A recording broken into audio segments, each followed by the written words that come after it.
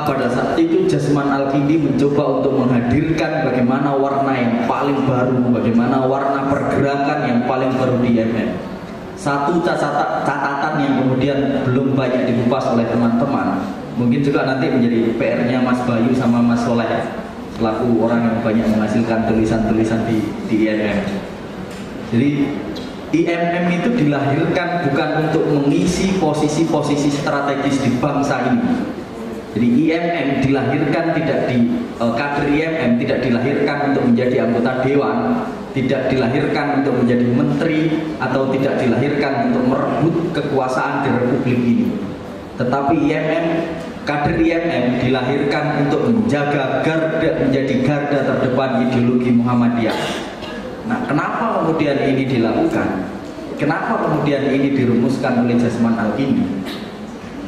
Tahun 64 seperti yang sering saya bicarakan, sering saya sampaikan dalam forum-forum diskusi. Kalau kita sering baca sejarah, maka kisaran tahun 60 sampai 64, sehingga pada saat tahun 1964 di bulan Agustus, Soekarno pernah mengatakan dalam sambutannya bahwa kita ini hidup di Tafib, atau yang terkenal dengan bukunya itu Tafib, tahun Viveri Virikoloso. Nah, kenapa kemudian Soekarno menyebut tahun Viveri Virikoloso? Agama yang kemudian dibenturkan dengan politik yang pada saat itu berkembangnya Partai Komunis dan juga kroni-kroninya, membenturkan agama dengan politik begitu keras, mempertentangkan antara politik dan agama, seakan-akan orang yang kemudian tidak berafiliasi dengan partai tertentu itu menjadi menjadi orang-orang yang masuk neraka. Sebaliknya, kalau mereka masuk PKI atau PNI atau dan sejenisnya, maka pasti mereka akan menjadi golongan yang masuk neraka, dan yang mendukung partai-partai Islam pasti akan otomatis masuk surga. Seakan-akan ini menjadi kaplingan tersendiri bagi partai politik untuk memperjualbelikan agama. Sehingga dalam konteks tersebut Jasman Al-Kindi, Rosyad Shaleh melihat bahwa ini tidak benar kemudian harus dibiarkan. Banyaknya kader-kader IMM, kader-kader Muhammadiyah yang masuk HMI justru memberikan warna kepartaian itu kepada Muhammadiyah, bukan sebaliknya, Muhammadiyah yang memberikan warna kepada kepartaian mereka. Nah, dalam konteks inilah kemudian Jasman Al-Kindi perlu ada oase, ada angin segar yang kemudian harus dihasilkan. Nah, maka dalam konteks ini IMM dikatakan sebagai karya nyata bagi bangsa pada saat itu. Teman-teman sekalian yang berbahagia, catatan juga kalau kemudian kita mau lebih spesifik untuk menilai. Profesor Mansur Suryanegara dalam yang menciptakan buku Api Sejarah Jilid 1 dan 2, Prof Mansur ini salah satu founding father-nya IMM, tapi jarang diketahui. Makanya kenapa kemudian saya mengajak kembali kepada tema karyanya Tahu Untuk Bangsa, biar kita mau dan kita tahu dan kita belajar untuk kemudian memahami sejarah histori IMM ini secara holistik, secara menyeluruh dari awal sampai akhir, kenapa perjalanan IMM ini didirikan. Seringkali saya sebut juga dan saya pertanyakan, kenapa jas IMM ataupun bendera IMM itu disimbolkan dengan warna merah hati. Seringkali tidak bisa menjawab.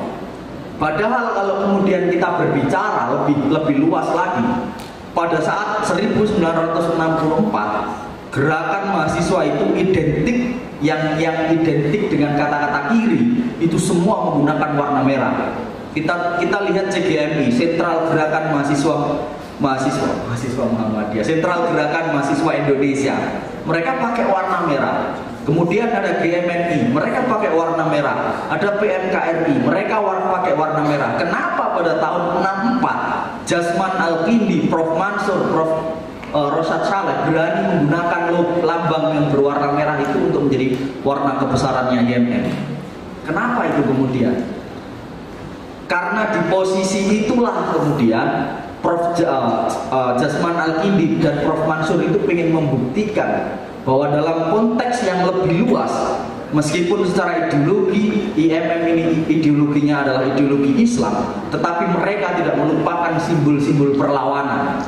Mereka tidak melupakan warna awal, warna dasar bagi orang-orang yang selalu menyalakan api perlawanan. Ini yang kemudian diambil oleh Prof. Mansur. Kenapa harus IMM? Kenapa harus berwarna merah IMM itu? Karena di tengah maraknya warna merah ini identik dengan kiri, maka kita harus hadir menjadi warna merah yang membawa spirit perdamaian Islam dan membawa nilai-nilai keislaman. Ini bagian dari karya nyata sebetulnya kalau kemudian kita mau berpikir. Nah, dalam konteks hari ini, kenapa kemudian kita coba pengen menghadirkan karya nyata lagi? Seringkali kemudian kita berbangga dalam konteks yang lebih luas. Kita berbangga dengan kompetensi dasar kita. Ada religiositas, ada humanitas, dan ada intelektualitas.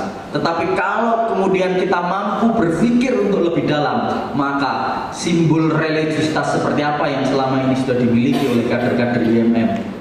Apakah kader-kader IMM punya profil bagaimana kemudian menjadi kader yang religius? Apakah kemudian jilbab besar bisa dikatakan dia religius? Ataukah kemudian orang yang pakai celana mohon maaf di atas mata kaki terus kemudian dia simbolkan sebagai orang-orang yang religius? Ini menjadi persoalan yang cukup besar, bahwa kadang-kadang dalam usia 55 tahun ini IMM masih terjebak pada simbolitas religius belaka. Kita tidak tahu, kita tidak punya standarisasi bahwa anak IMM harus bisa ngaji. Kita tidak punya standarisasi itu. Padahal itu sudah merupakan menjadi kewajiban dalam ADART atau dalam buku perkaderan kita. Tapi itu belum menjadi hal yang kemudian mampu untuk kita hasilkan. Artinya kita masih terjebak dalam ruang-ruang simbolitas untuk berbicara bagaimana religiositas yang kemudian ada di IMM. Bahkan yang paling terbaru, saking tidak memahaminya religiositas kita, kadang-kadang kader-kader IMM terpancing dengan bahwa cebong masuk neraka dan kampret masuk surga. Hanya karena pemahaman intelektualitas, hanya karena pemahaman religiositas kita yang lemah. Ini mau tidak mau harus kita akui bahwa ini realitas kita hari ini. Kita terpancing kalau kemudian di luar ada orang berbicara bahwa pendukungnya atau cebong masuk neraka, dan kita pasti akan mengamini hal-hal yang kemudian tersebut. Padahal kita tidak tahu apa yang kemudian mau kita pertentangkan hari ini. Ini menjadi satu simbol bahwa secara ilmiah kita belum mampu menarasikan apa itu religiositas. Kemudian yang kedua, di persoalan intelektualitas kita. Makanya saya katakan tadi di awal bahwa Mas Bayu, Mas Soleh ini kader-kader yang kemudian perlu untuk diproduksi lebih di IMM.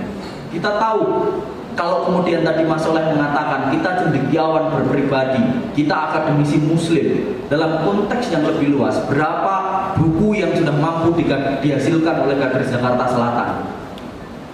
Mulai Jakarta Selatan berdiri sampai sekarang. Tidak harus buku sendiri, buku yang dikerjakan secara kolektif atau bunga rampai. Silahkan dihitung.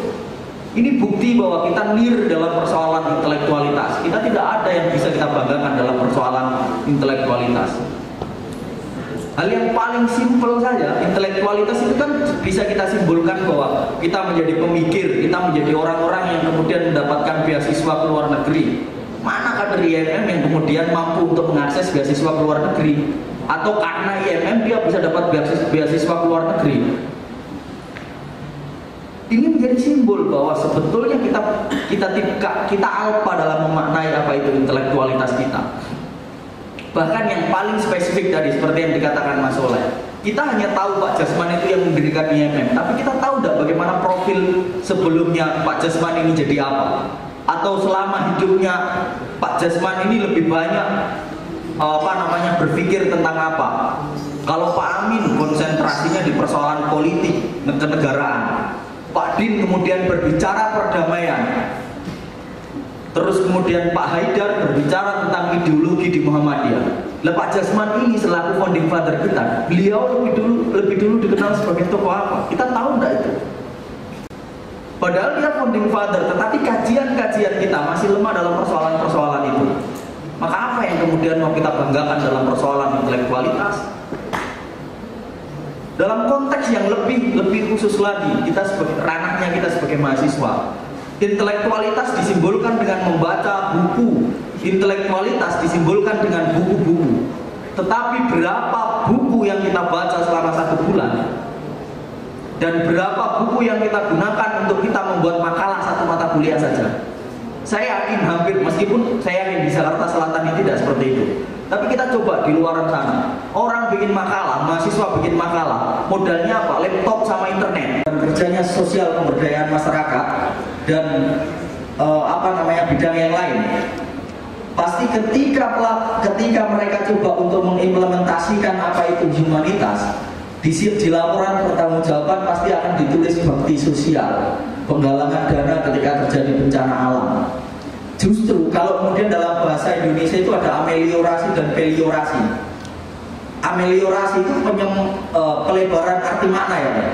Kemudian meliorasi itu penyempitan arti makna. Nah, kita sendiri yang kemudian menyempitkan arti makna humanitas itu. Humanitas kemudian tidak hanya disimbolkan dengan berupa bakti sosial saja, tapi coba silakan.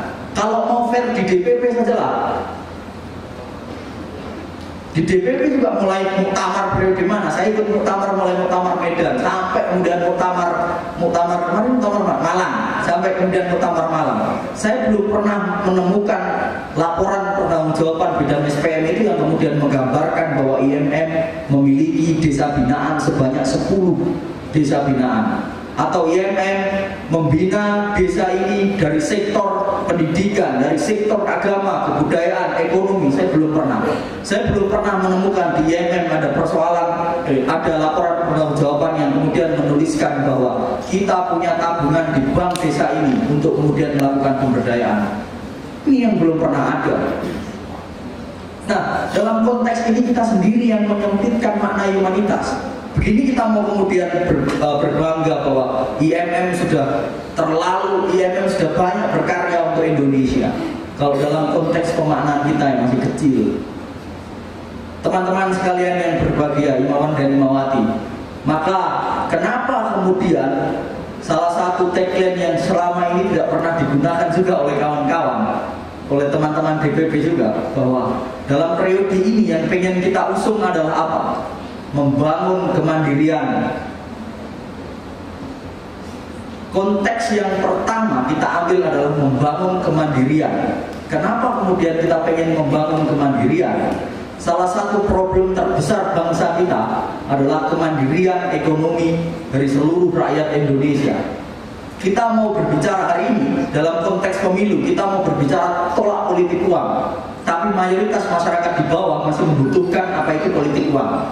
Gagasan yang kemudian kita bangun masih sebatas menjadi gagasan yang melangit saja kalau kata Mas Soleh.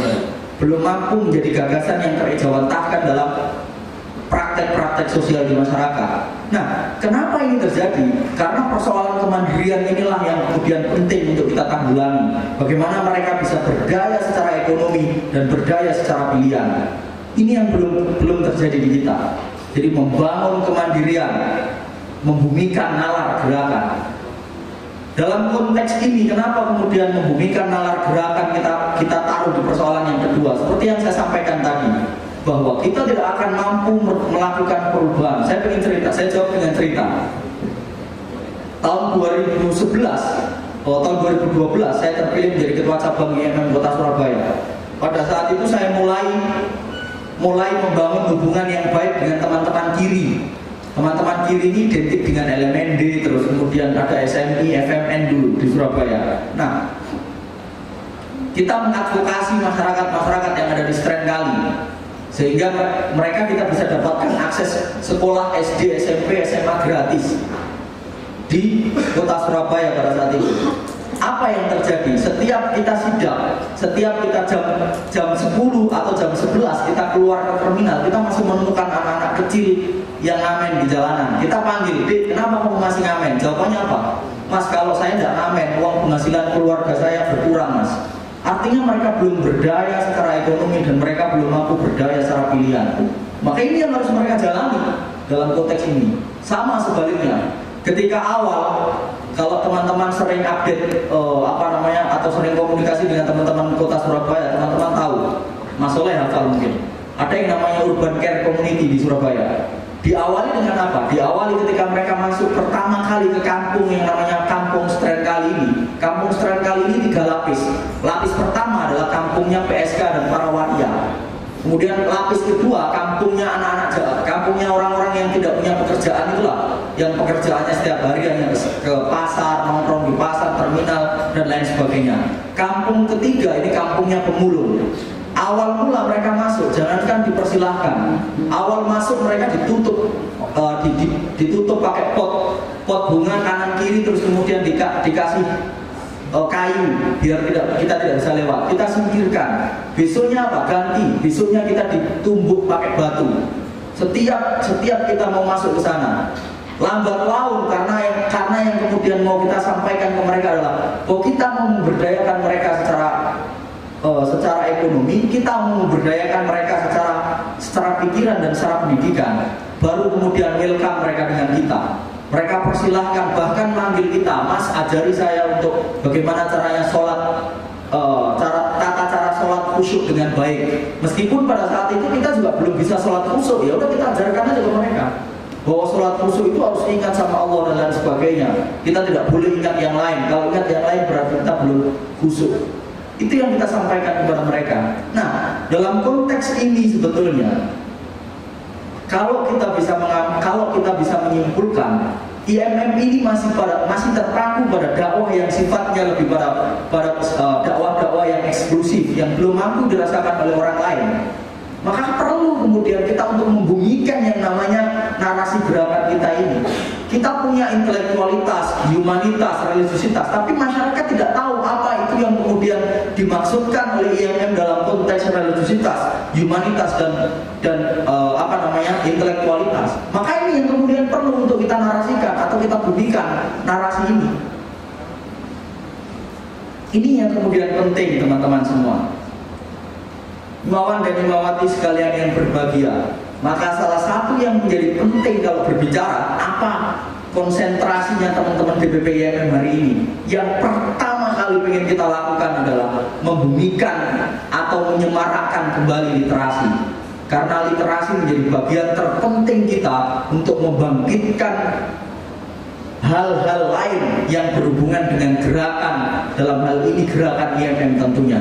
Seringkali kemudian kita melakukan gerakan tanpa kita tahu apa sebetulnya dasar yang menjadi langkah kita untuk melakukan gerakan. Ini kenapa terjadi? Karena kita tidak pernah membaca. Sampai pada titik yang paling penting, kita seringkali terpancing dengan cebong dan kampret karena kita tidak pernah membaca. Seperti tadi saya sampaikan, Ibnu Rusdi, salah satu ahli filsafat, salah satu pemikir Islam, pernah mengatakan bahwa untuk kemudian menarik minat orang